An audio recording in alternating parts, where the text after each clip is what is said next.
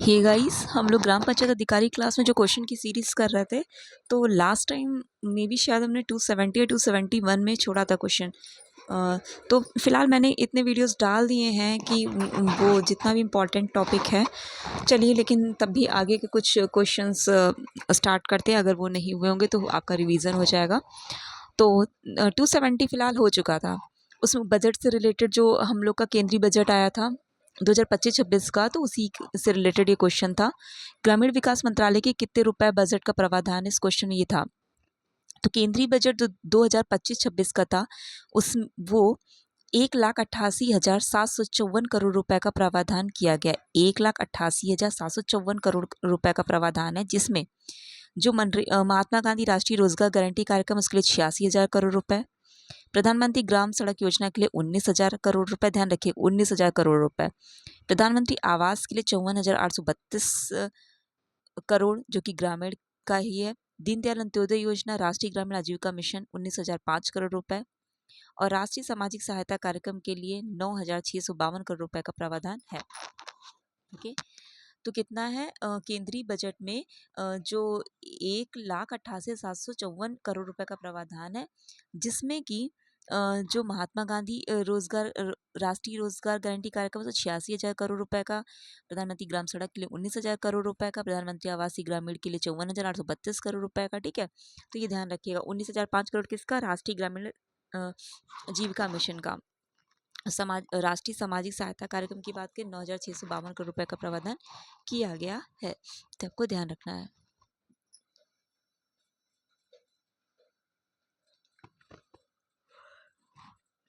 प्रधानमंत्री ग्राम सड़क योजना की बात करी जाए तो आपको पता है कि 2000 में चालू की गई थी। पीएम आवास योजना जो ग्रामीण 2016 में, आजीविका दीनदयाल अंत्योदय योजना, राष्ट्रीय ग्रामीण आजीविका मिशन 2011 में भारत ग्रामीण विकास मंत्रालय के द्वारा इसे चालू किया गया था। ओके, और राष्ट्रीय सामाजिक सहायता कार्यक्रम 15 अगस्त 1995 का है।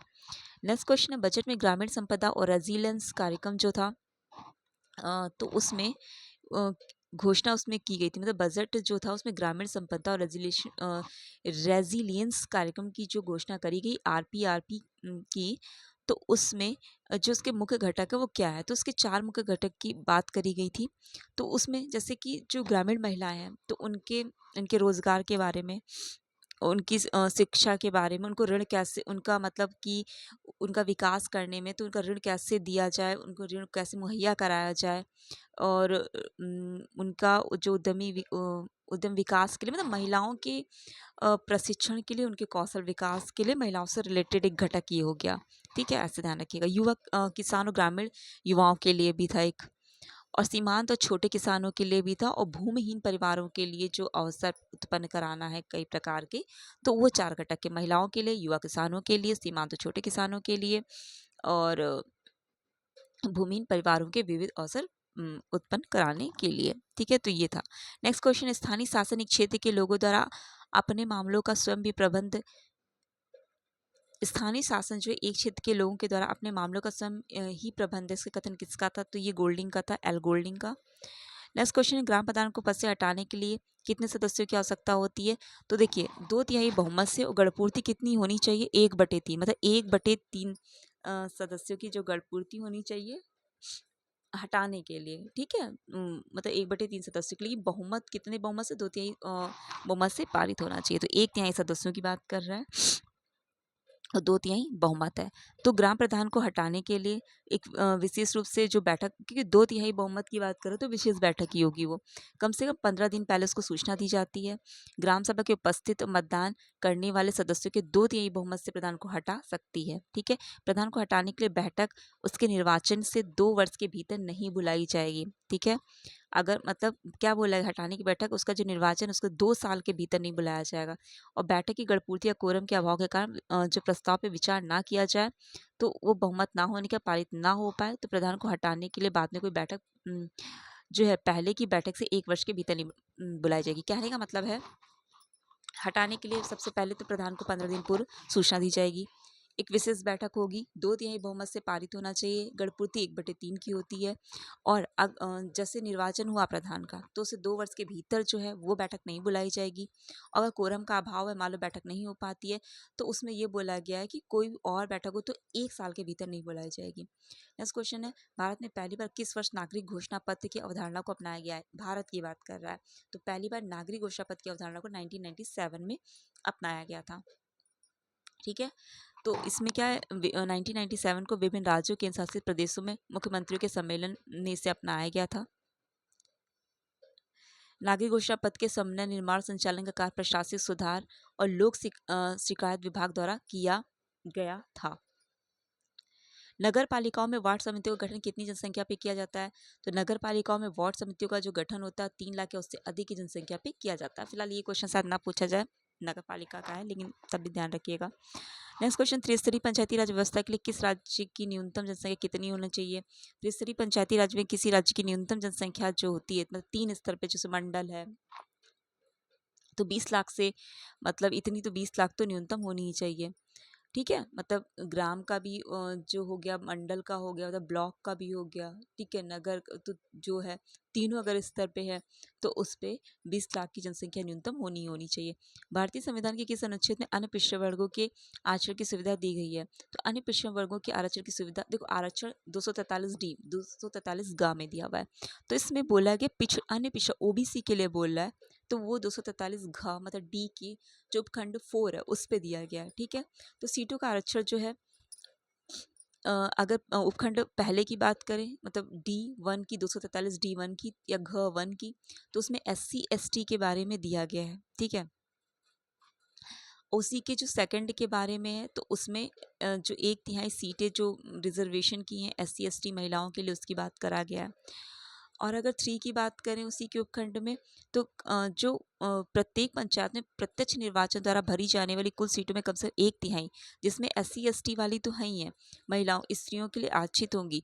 ठीक है, तो मतलब कि इसमें सभी महिलाओं की बात कर रहा है। और फोर्थ में SC ST की महिलाओं के लिए उसी प्रकार आरक्षित किए जाएंगे। ठीक है, अध्यक्ष के लिए गांव या किसी अन्य स्तर पे पंचायतों में अध्यक्ष के पद पे अनुसूचित जाति, अनुसूचित जनजाति महिलाओं के लिए उस प्रकार की जाएंगे जैसा कि राज्य का विधानमंडल कानून द्वारा उपबंधित करे। ठीक है, तो किसी भी राज्य में स्तर में पंचायतों में अनुसूचित जाति, अनुसूचित जनजाति के आरक्षित अध्यक्षों के पदों की संख्या प्रत्येक स्तर पे ऐसे पदों की कुल संख्या के अनुपात यथासाथ वही रहेगा। और प्रत्येक स्तर पंचायतों के अध्यक्ष कुल पदों से कम से 1/3 पद की महिलाओं का आरक्षण, तो 1/3 पार्ट जो है वो क्या है, महिलाओं के लिए आरक्षित है। फिर जो उपखंड 5 है उसमें ये बोला गया है कि जो खंड 1 और 2 है उसके सीटों का आरक्षण, खंड 4 जो अध्यक्षों वाले उसके सीटों का आरक्षण में महिलाओं के लिए आरक्षण को छोड़ के आर्टिकल जो 334 है उसकी अवधि के समाप्ति तक प्रभावी नहीं रहेगा। ठीक है, मतलब एक लिमिट दी गई है, तो बोला गया है कि जब जो भी इसमें लिमिट दी गई आर्टिकल 334 खाली महिलाओं के आरक्षण को छोड़ के, वो तब प्रभावी नहीं रहेगा समाप्ति के बाद। छठे में इस भाग में कोई बात किसी राज्य के विधानमंडल के पिछड़े वर्ग के नागरिकों के पक्ष में किसी भी स्तर पर किसी पंचायत ने सीटों के पंचायतों में अध्यक्षों के पद के आरक्षण को बंद करने से नहीं रोकेगी।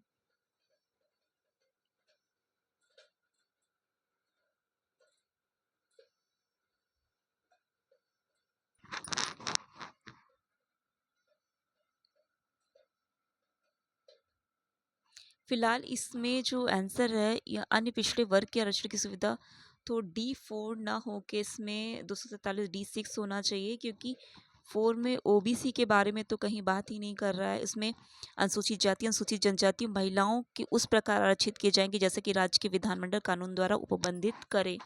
तो इसमें अन्य पिछड़े वर्ग में जो है वो सिर्फ 6 में ही बात करता है, तो इस वजह से इसमें D6 होना चाहिए। ओके, चलिए नेक्स्ट है 278, चौथे आम चुनाव के बाद प्रदेश में ग्राम पंचायत और न्याय पंचायत की संख्या कितनी थी? तो चौथे आम चुनाव के बाद प्रदेश में ग्राम पंचायत 72,834 और न्याय पंचायत 8,792 थे। 728348,792। CSC कब अनुमोदित किया गया था? नेक्स्ट क्वेश्चन है, तो ये 2006 में अनुमोदित किया गया था, कॉमन सर्विस सेंटर। ओके, ये योजना जो है निजी सार्वजनिक भागीदारी मतलब पब्लिक प्राइवेट पार्टनरशिप मॉडल पे एक 3 स्तरीय संरचना की परिकल्पना करता है। CSC ऑपरेटर जिन्हें ग्राम स्तरीय उद्यमी या वीएलई कहा जाता है। तो जो वीएलई होता है या ग्राम स्तर उद्यमी जो होता है उसे सीएससी ऑपरेटर होता है। सर्विस सेंटर एजेंसी जो कि 500 1000 सीएससीज के विभाजन के लिए जिम्मेदार होगी। राज्य सरकार द्वारा निर्धारित राज्य नामित एजेंसी एसडीए पूरे राज्य में कार्यान्वित के लिए प्रबंधन हेतु जिम्मे। तो 3 स्तरीय बोला गया है। जो विलेज में वीएलई ग्राम स्तरीय उद्यमी, 500 से 1000 सीएससी सर्विस सेंटर एजेंसी जो हो गए। और अगर ठीक है ये देख लीजिएगा। और 2.0 कब लॉन्च है? 2015 में। ओके, इसमें 2.5 लाख ग्राम पंचायतों में प्रत्येक में कम से कम एक सीएससी के परिकल्पना की गई थी। नेक्स्ट है दीनदयाल उपाध्याय ग्रामीण कौशल योजना किस के कौशल विकास से संबंधित है? तो ग्रामीण युवा के कौशल विकास से संबंधित है। स्किल की बात कर रही है, युवा के स्किल की बात कर रहे हैं। 25 सितंबर 2014 केंद्र सरकार के द्वारा 2017 तक 1 मिलियन ग्रामीण युवाओं को प्रशिक्षित करने के लिए दीनदयाल उपाध्याय ग्रामीण कौशल योजना शुरू की गई थी। 15 से 35 वर्ष के युवाओं को लक्षित करती है इसमें। ठीक है, पंडित दीनदयाल ग्राम उद्योग रोजगार योजना 2018-19 की है। तो पंडित दीनदयाल ग्रामीण कौशल स्किल वाली जो है वो ग्रामीण युवा से संबंधित है। और ये ग्राम उद्योग की बात करें तो समझ जाइए ग्राम उद्योग के बारे में, गांव के उद्योग के बारे में, रोजगार देने के बारे में 2018-19 को चालू की गई थी, वो 25 सितंबर 2014 को। ठीक है, चलिए आज मैंने क्वेश्चन अगर आपको थोड़ा सा अलग लगे हो तो ठीक है।